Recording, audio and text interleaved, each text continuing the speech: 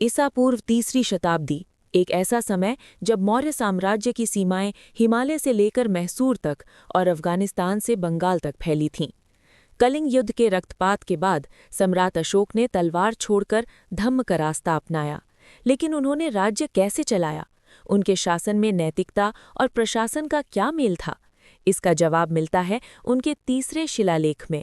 सम्राट अशोक के राज्याभिषेक के 12वें वर्ष में उन्होंने पूरे साम्राज्य में पत्थर की चट्टानों पर कुछ विशेष आज्ञाएं खुदवाईं। ये 3रा शिलालेख आज हमें गिरनार, गुजरात, कालसी, उत्तराखंड, एरागुडी, आंध्र प्रदेश और सोपारा, महाराष्ट्र जैसे स्थानों पर मिलता है। ये केवल एक पत्थर नहीं है, बल्कि मौर्य साम्राज्य का संविधान है।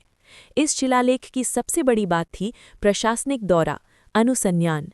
अशोक ने आदेश दिया कि उनके 3 प्रमुख अधिकारी, युक्त जो जिलों के अधिकारी थे, राजुक जो ग्रामीण और न्यायिक व्यवस्था देखते थे, प्रादेशिक जो क्षेत्रीय प्रमुख थे, ये सभी अधिकारी हर 5 साल में पूरे राज्य का दौरा करेंगे।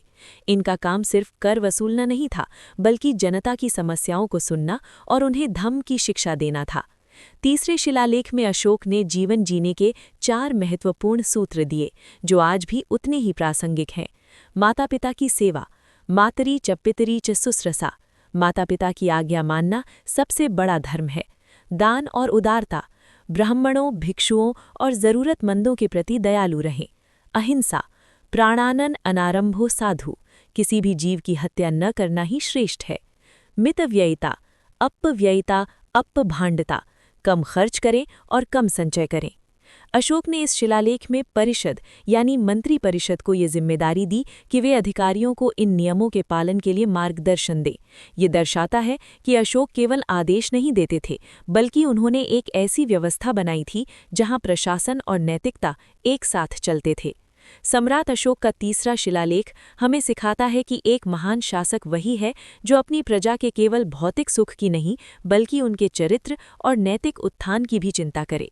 2300 साल पहले पत्थर पर लिखे ये शब्द आज भी हमें मानवता, शांति और संयम का मार्ग दिखाते हैं।